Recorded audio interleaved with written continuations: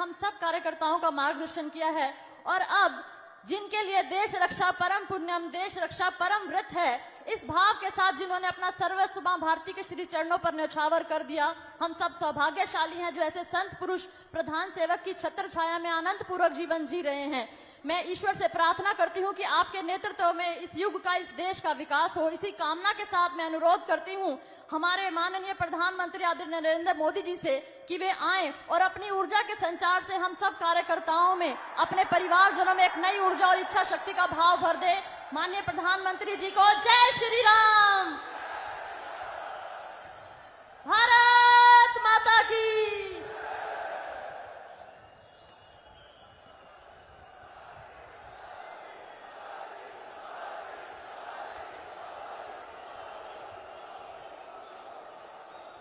भारत माता की। भारत माता की। सबते पहलमते सारे बुजुर्गन,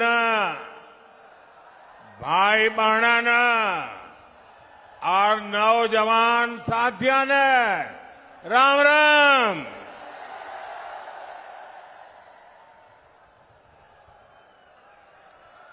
मैं सबसे पहले तो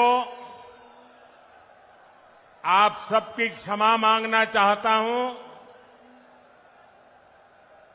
क्योंकि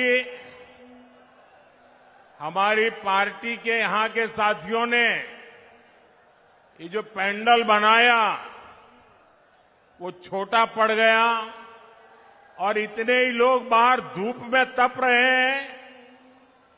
जो लोग धूप में तप रहे हैं उनको जो असुविधा हुई, इसके लिए मैं क्षमा मांगता हूं, लेकिन मैं आपको विश्वास दिलाता हूं, आप ये जो तप कर रहे हैं ना, ये आपका तप बेकार नहीं जाने दूंगा, विकास करके लौटाऊंगा। साथियों, अग्रहा धाम, गुरु जंबेश्वर, खाटू श्याम जी और माता भनभोरी ब्राह्मणी देवी को मैं सर झुका के प्रणाम करता हूं। ये राखी गढ़ी की धरती है। ये क्षेत्र देश प्रेम और प्रकृति प्रेम दोनों के लिए जो बलिदान दिए गए हैं, उसको यहां के लोग आज भी स्मरण करके पूरी मानव जात को प्रेरणा देते हैं। यहां अंग्रेजों की क्रूर तोपों के भी जख्म है, तो यहां पेड़ों की रक्षा के लिए बिश्नोई समाज के तप और त्याग की मिसालें भी हैं। यहां के विकास में स्वर्गीय भजनलाल जी का भी बड़ा योगदान है, आज भी लोग याद करते हैं। और ये मेरा सौभाग्य रहा कि मुझे हरियाणा में काम करते हुए भजनलाल जी के काम को देखने का मौका मिला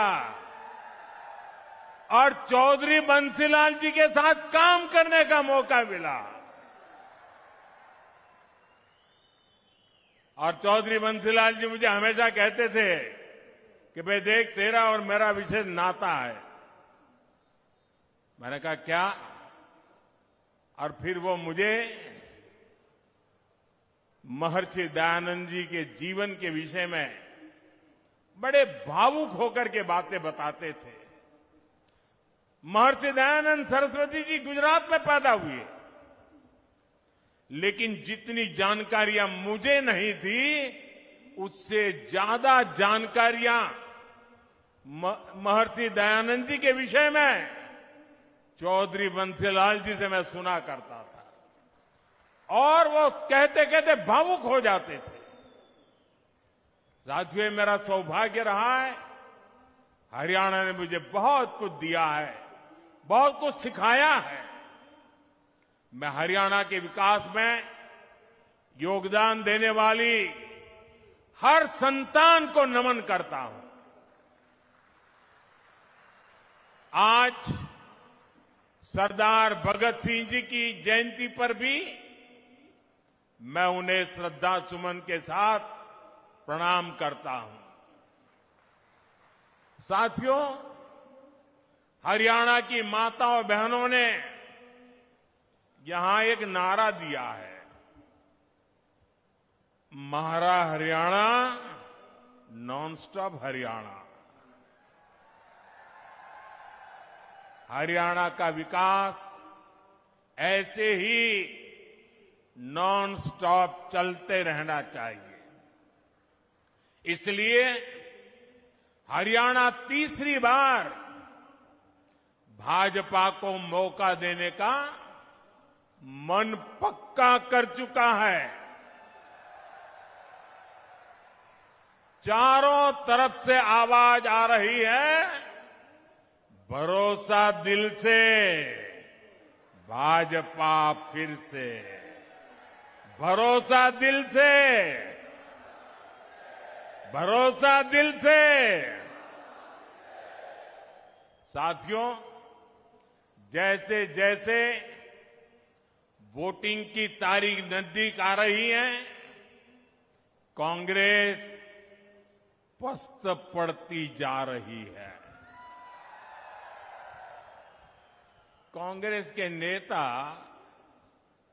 अब कहने लगे हैं कि हरियाणा में भी वही हाल होगा जो कांग्रेस का मध्य प्रदेश में हुआ था। एमपी और राजस्थान में पिछले चुनाव में इन्होंने झूठ का गुब्बारा खूब फुलाया, लेकिन जनता ने वोट की चोट देकर के उस गुब्बारे की हवा निकाल दी। अब हरियाणा में भी यही होने जा रहा है।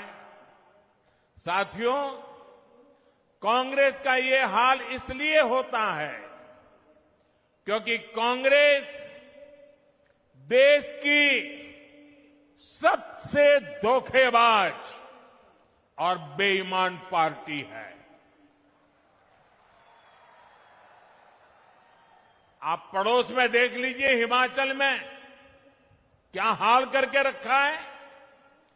चुनाव के दौरान हिमाचल की जनता को इन्होंने क्या क्या झूठ बोला, आप कल्पना नहीं कर सकते। अब सरकार बनने के बाद कांग्रेस ने अपने वायदों से पल्ला झाड़ लिया है। जनता कांग्रेस से कह रही है, क्या हुआ तेरा वादा?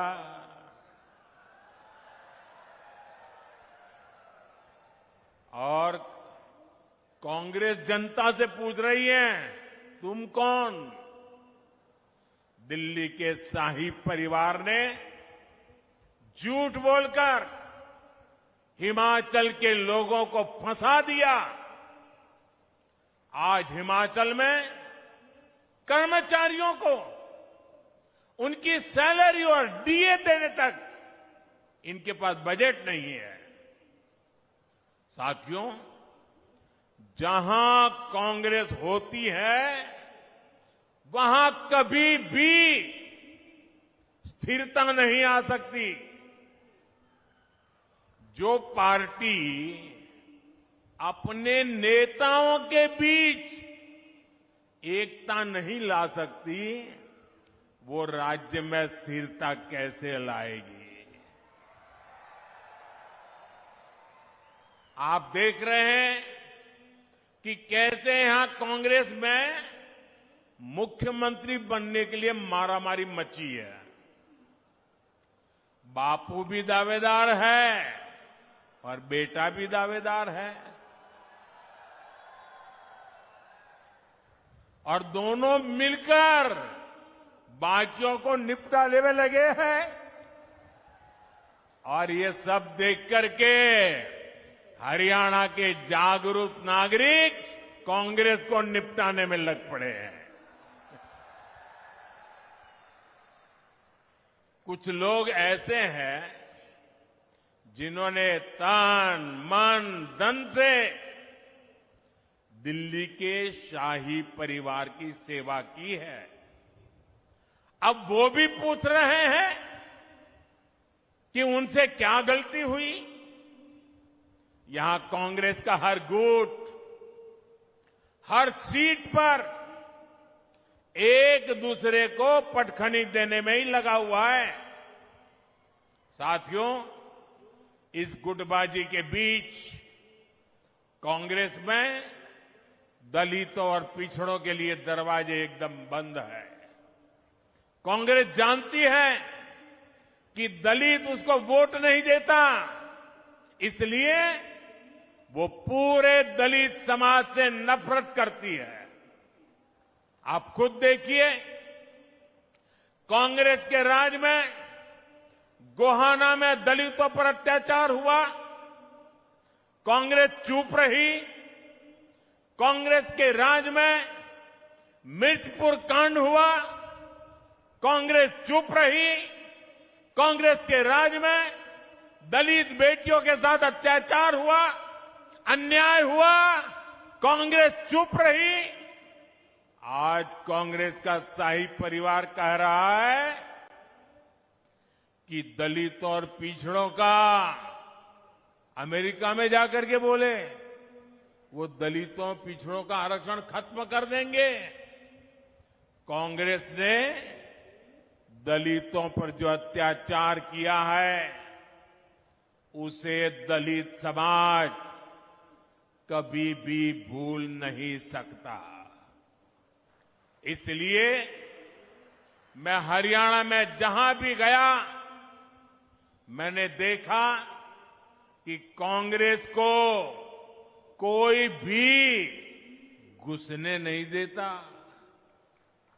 साथियों, भाजपा सर्व समाज की भागीदारी सुनिश्चित कर रही है। हमारे मुख्यमंत्री सैनी जी सबको साथ लेकर आगे बढ़ रहे हैं। अब देखिए, हमारी सरकार ने हरियाणा के मुख्यमंत्री निवास का नाम कबीर कुटीर रखा है। यहां हिसार में ही दलित परिवारों में भी जो वंचित है उनके बच्चों के लिए बने कबीर छात्रावास का फंड भी भाजपा ने बढ़ाया। भाजपा सरकार वंचितों को सिर्फ सहारा देती है, इतना नहीं बल्कि उनके सपनों को उड़ान भी देती है। साथियों, जिनको कोई नहीं पूछता, मोदी उनको पूजता है।